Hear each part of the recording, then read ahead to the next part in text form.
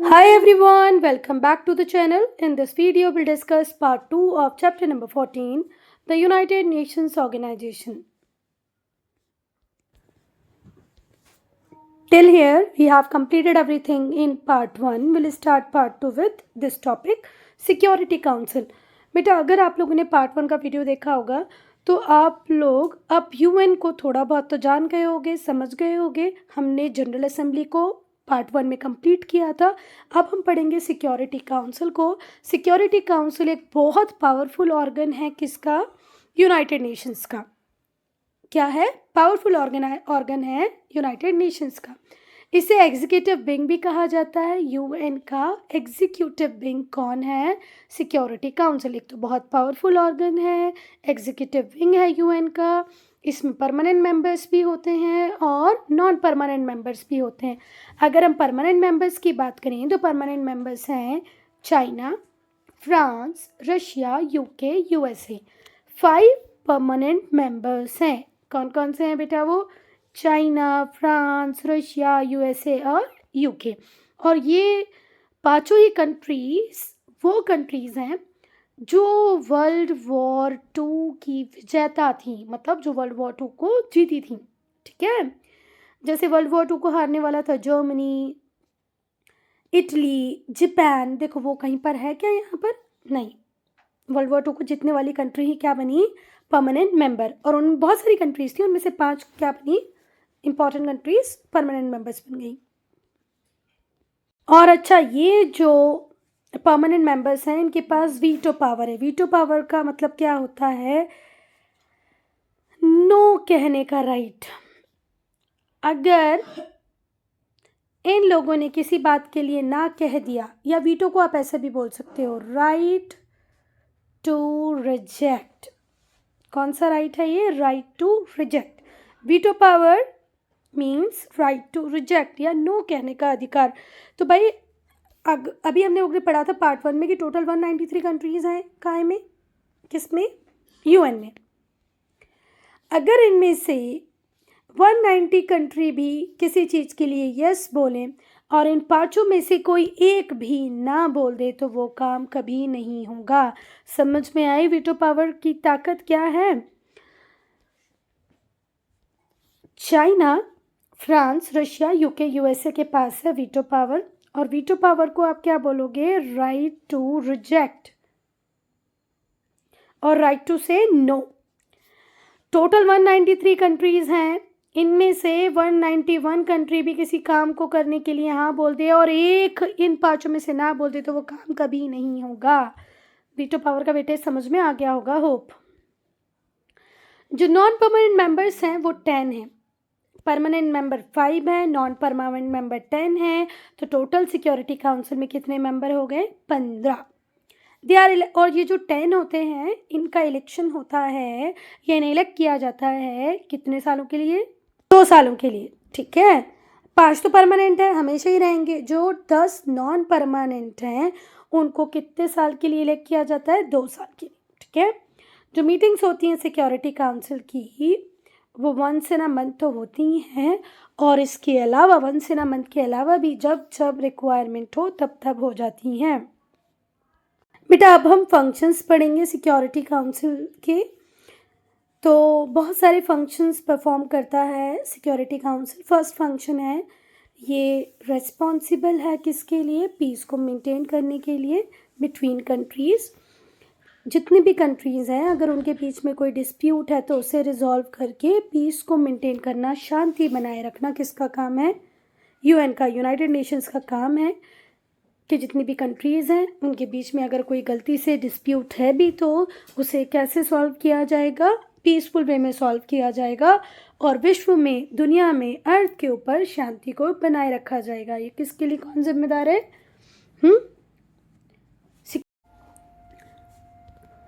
बेटा अब हम सेकेंड पॉइंट को डिस्कस करेंगे कि भाई जो हमारा सिक्योरिटी काउंसिल है उसके पास पूरी पावर है कि वो इकोनॉमिक सैंक्शंस लगा पाए उन सारी कंट्रीज़ के ऊपर जो सिक्योरिटी काउंसिल की एडवाइस पे, उनकी डायरेक्शंस के अकॉर्डिंग काम नहीं करती. ठीक है। सिक्योरिटी काउंसिल का पहला काम क्या है? वर्ल्ड में पीस को मेंटेन रखना। अब कुछ कंट्रीज़ ऐसी होती हैं जो इस पीस को हार्म करने की कोशिश करती हैं, डिसहार्मनी लेके आती हैं, तो ऐसी कंट्रीज़ के ऊपर सिक्योरिटी काउंसिल क्या लगा सकता है? Economic sanctions. आप लोगों ने बहुत बार न्यूज़ में एम्बार्गो सुना होगा। एम्बार्गो मतलब किसी कंट्री से उसके ट्रेड को बैन कर देना कि भाई ये जो कंट्री एक्स है इसने ये काम किया इसलिए इससे कोई ट्रेड नहीं करेगा। जैसे अभी इकोनॉमिक सैंक्शन एम्बार्गो किसके ऊपर लगाया हुआ है? रशिया के ऊपर लगाया है कि भाई रशिया से कोई ऑयल नहीं खरीदेगा, रशिया से कोई गैस नहीं खरीदेगा। आप लोगों ने एस जयशंकर को बहुत सारी मीटिंग्स में सुना होगा कि वो कैसे डिफेंड करते हैं अपने आप को कि जब यूरोप रशिया से गैस खरीद रहा है तो हम ऑयल क्यों नहीं खरीद सकते। तो इकोनॉमिक सैंक्शंस का एक एग्जाम्पल एम्बार्गो हुआ करता है। अगर आप लोगों को एम्बार्गो समझ में नहीं आया तो एक बार गूगल पे पढ़ना ज़रूर इसको। Embargo means what?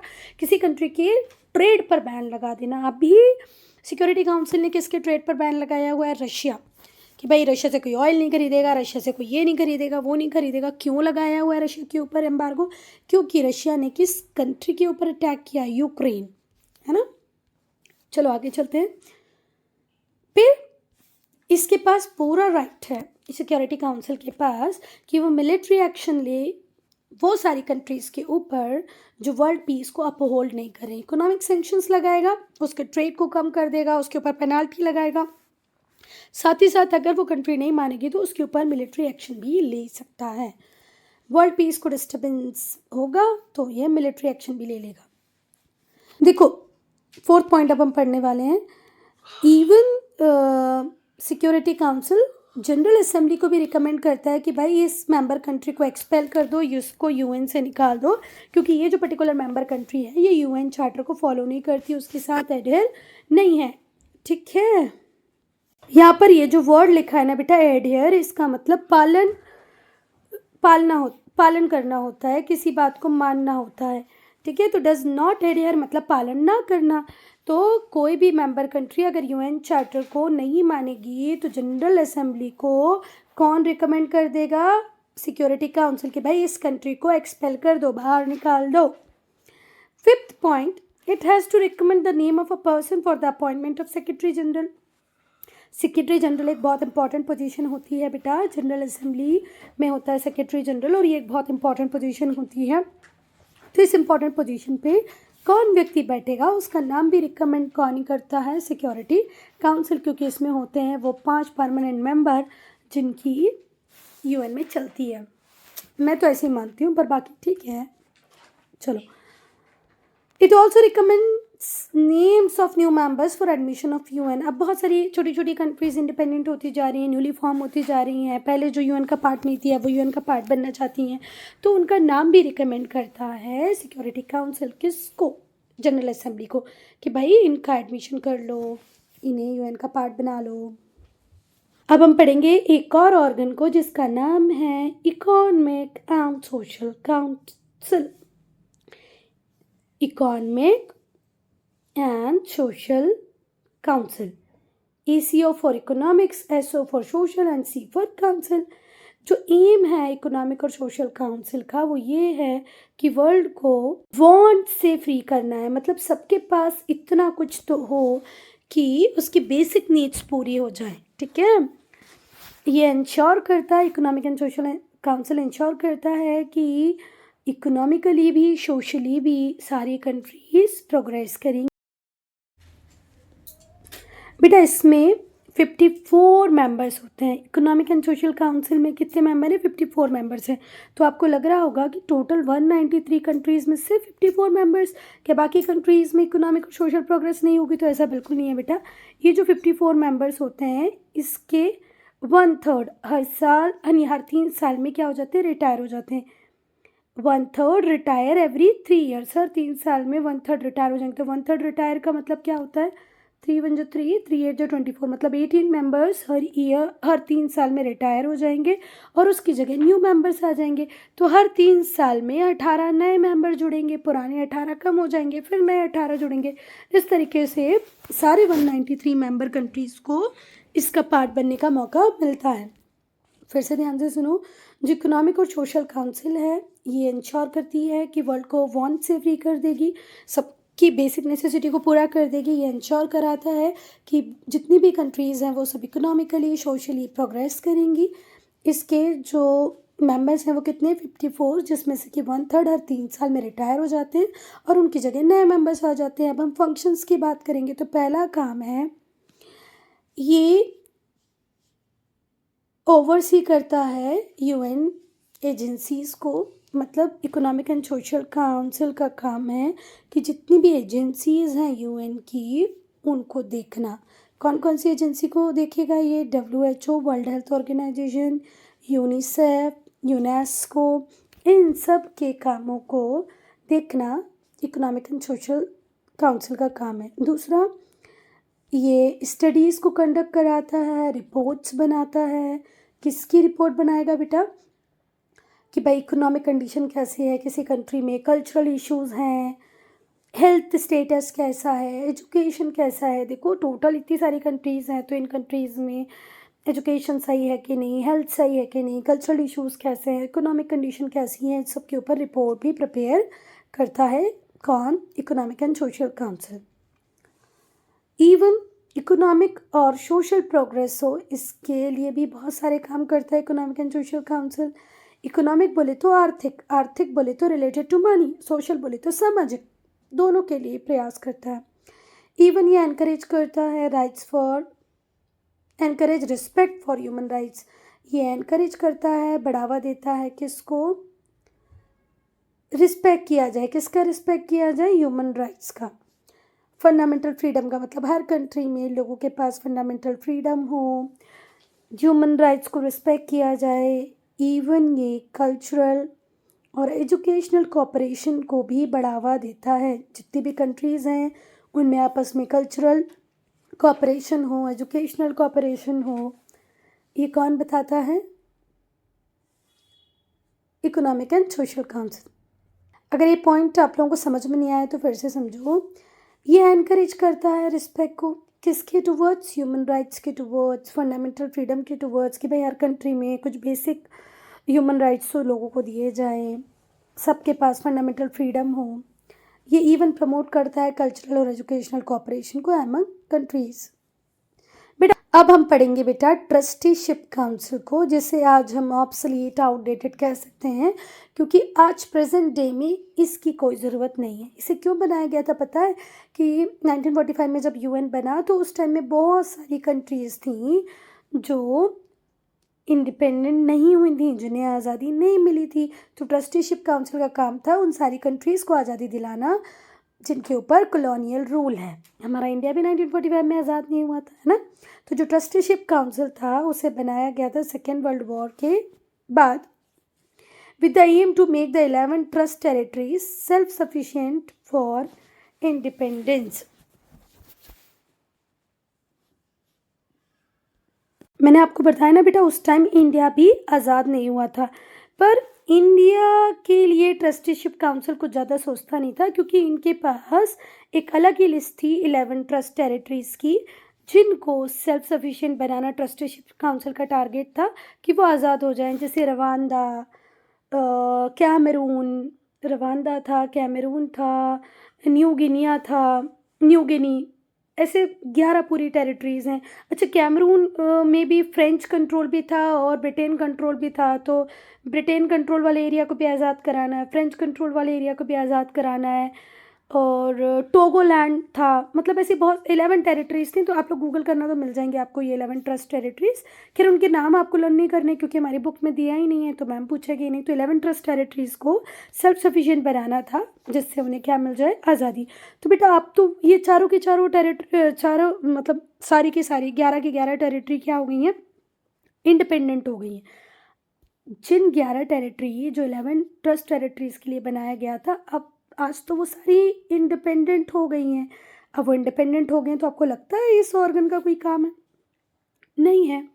Since these countries are now free, अब तो ये कंट्री फ्री हो गई हैं तो जो ट्रस्टीशिप काउंसिल है अब वो रिडंडेंट है, कोई मतलब नहीं है अब इस ऑर्गन का। चलो अब हम पढ़ेंगे इंटरनेशनल कोर्ट ऑफ जस्टिस को। तो international court of justice ICJ ये जुडिशियल विंग है यूएन का। अब देखो बेटा अब हम पढ़ेंगे इंटरनेशनल कोर्ट ऑफ जस्टिस को। जो इंटरनेशनल कोर्ट ऑफ जस्टिस है ये जुडिशियल विंग है यूएन का। इतनी सारी कंट्रीज़ पार्ट हैं यूएन का, तो बेटा हो सकता है कि इन कंट्रीज़ के बीच में कई बार ऐसे कन्फ्लिक्ट्स आएँ जिसमें हमें जुडिशियल एडवाइस की ज़रूरत हो।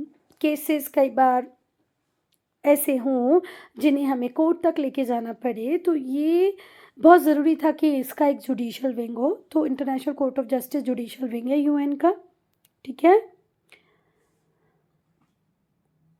जो हेडक्वार्टर है इंटरनेशनल कोर्ट ऑफ जस्टिस का वो कहाँ पर है? हेग में है। हेग कहाँ पर है बेटा? नेदरलैंड्स में, the piece palace. International court of justice का जो हेडक्वार्टर्स है वो कहाँ पर है? हेग। हेग कहाँ पर है? नेदरलैंड्स में। और हेग में कहाँ पर है? The piece palace. अभी हम दिखाते हैं आपको इमेज, ये है पीस पैलेस। पीस पैलेस कहाँ पर है? हेग में। हेग कहाँ पर है? नेदरलैंड्स।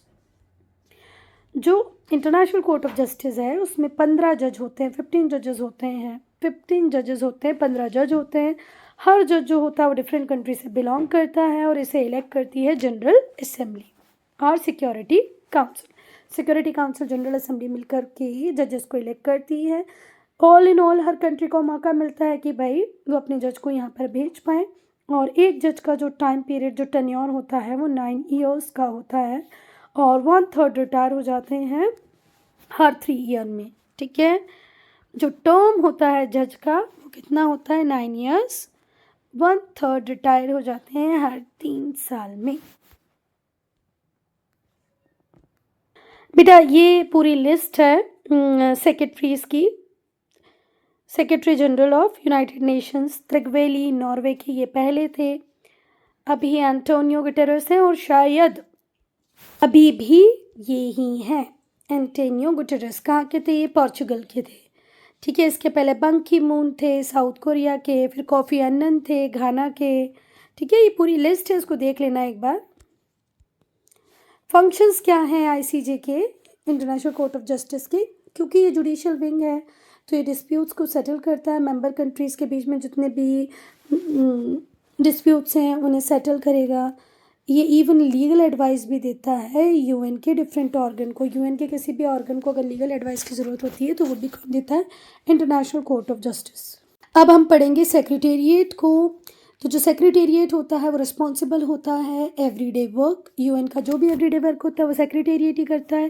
जो सेक्रेटरी जनरल है वो हेड होता है सेक्रेटेरिएट का। जो टर्म होता है सेक्रेटरी जनरल का वो 5 साल का होता है। कई बार सेक्रेटरी जनरल री इलेक्ट भी होते हैं। और जो हमारे करंट सेक्रेटरी जनरल हैं यूएन के वो हैं एंटोनियो गुटेरेस। फंक्शंस क्या है बेटा? देखो ये मिनट्स को प्रिपेयर करता है मीटिंग के लिए। मीटिंग में किन किन एजेंडा पे बात होगी, क्या क्या पॉइंट्स होंगे, वो मिनट्स से प्रिपेयर करते हैं। ये ट्रांसलेट कराते हैं स्पीचेस को और ऑफिशियल डॉक्यूमेंट्स को 6 की 6 ऑफिशियल लैंग्वेज में। हमने पढ़ा था ना 6 ऑफिशियल लैंग्वेजेस हैं यूएन की। अरेबिक है, चाइनीज़ है, फ्रेंच है, इंग्लिश है और कौन सी है? एक और है, अब बाकी मुझे अभी याद नहीं कर पा रही। चलो एक लिख के देख लें क्या। एक है चाइना, एक है फ्रेंच, एक है इंग्लिश, एक है अरेबिक, स्पेनिश, एक और कौन सी है? 5 ही हुई, एक और कोई है। अरेबिक हो गई, स्पेनिश हो गई, इंग्लिश होगी, फ्रेंच होगी, चाइनीज़ होगी। चलो वो आप लोग देख लेना, ऊपर है पेज जब जाएंगे तो। चलो नेक्स्ट, जो इंटरनेशनल कॉन्फ्रेंसेस होती हैं उन्हें भी सेक्रेटेरिएट ही ऑर्गेनाइज करता है। International conferences are organised by secretariat. Then ये रिपोर्ट प्रेजेंट करता है, रिपोर्ट प्रिपेयर करता है। इंटरनेशनल कंसर्न के जितने भी इश्यूज़ होते हैं जिनमें इंटरनेशनल कंसर्न इन्वॉल्व है उन सब के ऊपर रिपोर्ट को प्रिपेयर करना, उससे प्रेजेंट करना, इन्हीं का काम होता है। It make sure that decisions made by different bodies of UN are carried out. और अच्छा सेक्रेटेरिएट ही ये इंश्योर कराता है कि जितने भी डिसीजंस लिए यूएन के डिफरेंट बॉडीज़ ने उन्हें प्रॉपरली कैरी आउट किया जा रहा है या नहीं। अब अगर हम बात करें अचीवमेंट्स की कि भाई यूएन के क्या क्या अचीवमेंट्स थे, तो पहला अचीवमेंट था कि इसने बहुत सारे पीस कीपिंग ऑपरेशंस किए हैं ऑल ओवर वर्ल्ड में। ठीक है। यूएन ने बहुत सारे पीस कीपिंग ऑपरेशंस चलाए हैं पूरी दुनिया में। किसकी हेल्प से? यूएन की पीस मेकिंग फोर्सेस की हेल्प से। और जो पीस मेकिंग फोर्सेस होती हैं, पीस कीपिंग फोर्सेस सॉरी, उन्हें बहुत सारे रीजनल कन्फ्लिक्ट्स को एंड किया है। देखो, दो कंट्रीज़ के बीच में वॉर हो सकती थी, उस वॉर को होने से रोका है यूएन की पीस कीपिंग फोर्सेस ने। यूएन की पीस मेकिंग फोर्सेस जो हैं उन्हें नोबेल पीस प्राइज़ भी मिला था 1988 में for their various peace keeping operation. उन्होंने बहुत सारे पीस कीपिंग ऑपरेशंस किए, इसलिए इन्हें नोबेल पीस प्राइज़ भी मिला था 1988 में। तो समझ में आ गया बेटा, पीस मेकिंग फोर्सेस को नोबेल प्राइज़ भी मिल चुका है सिर्फ इसलिए कि उन्होंने बहुत सारे रीजनल कन्फ्लिक्ट को ख़त्म किया है। ये वॉर में टर्न हो सकते थे जो नहीं हुए यूएन की वजह से। दूसरा, यूएन ने अपार्थाइड को भी ख़त्म किया है साउथ अफ्रीका में। साउथ अफ्रीका में रेशियल डिस्क्रिमिनेशन होता था, उस डिस्क्रिमिनेशन को ख़त्म करने का काम भी यूएन ने किया है। अपार्थाइड को यूएन कहता है, यूएन की जनरल असेंबली कहती है कि ये क्राइम है अगेंस्ट ह्यूमैनिटी। तो अपार्थाइड रेशियल डिस्क्रिमिनेशन तो होना ही नहीं चाहिए। स्किन के कलर के बेसिस पे जब डिफरेंस होने लगता है ना, कि गोरे सुपीरियर हैं, काले इन्फीरियर हैं, उसे ही कहते हैं अपार्थाइड। जो ये यूएन है उसने बहुत सारी कंट्रीज़ को हेल्प किया है इंडिपेंडेंस को लेने में उनके कॉलोनाइज़र से। जैसे इंग्लैंड है, फ्रेंच है, डच है, स्पेनिश, इन्होंने पूरी दुनिया में अपनी अपनी कॉलोनीज़ बना रखी थी। तो यूएन ने बहुत सारी कंट्रीज़ को हेल्प किया है और उनके कॉलोनाइज़र को भगाया है और कंट्रीज़ को इंडिपेंडेंट करवाया है। इवन वहाँ पर फ्री और फेयर इलेक्शंस भी करवाए हैं कि भाई अब आप आज़ाद हो गए हो, आप इलेक्शंस करवाओ और नई सरकार चुनो। जो यूएन है वो एक्टिवली काम कर रहा है न्यूक्लियर आर्म रेस को रोकने के लिए या ख़त्म करने के लिए, जिससे कोई और फर्दर वर्ल्ड वॉर ना हो। जो एजेंसीज़ हैं यूएन की वो टायरलेसली काम कर रही हैं लोगों की लाइफ्स को और अच्छा बनाने में, उनकी लाइफ में डिफरेंस लाने में, सोशल इकोनॉमिक डेवलपमेंट हो कंट्रीज़ का, उन्हें हेल्प दी जाए, हेल्थ केयर दी जाए वॉर के विक्टिम्स को, कन्फ्लिक्ट्स के विक्टिम को एंड परसिक्यूटेड को, जिनका परसिक्यूशन हुआ है। जैसे ज्यूज़ का परसिक्यूशन हुआ था, ज्यू लोगों का परसिक्यूशन हुआ था जर्मनी से। अभी रोहिंग्यास का परसिक्यूशन हो रहा है। तो जो लोग परसिक्यूट किए जा रहे हैं, कन्फ्लिक्ट के जो विक्टिम हैं, वॉर के जो विक्टिम हैं, उन्हें हेल्प की जाए, उनको हेल्थ केयर प्रोवाइड किया जाए। जो एजेंसीज़ हैं वो भी इंश्योर कराती हैं वेलफेयर को, किसके? विमेन और चिल्ड्रन के। डिड यू नो सेक्शन को पढ़ेंगे तो जो इंडियन ट्रूप्स हैं वो भी एक बहुत बड़ा पार्ट है, ह्यूज चंक है यूएन पीस कीपिंग फोर्सेस का। बेटा चैप्टर बड़ा है तो यूएन और इंडिया को हम लोग पढ़ेंगे पार्ट 3 में, ठीक है।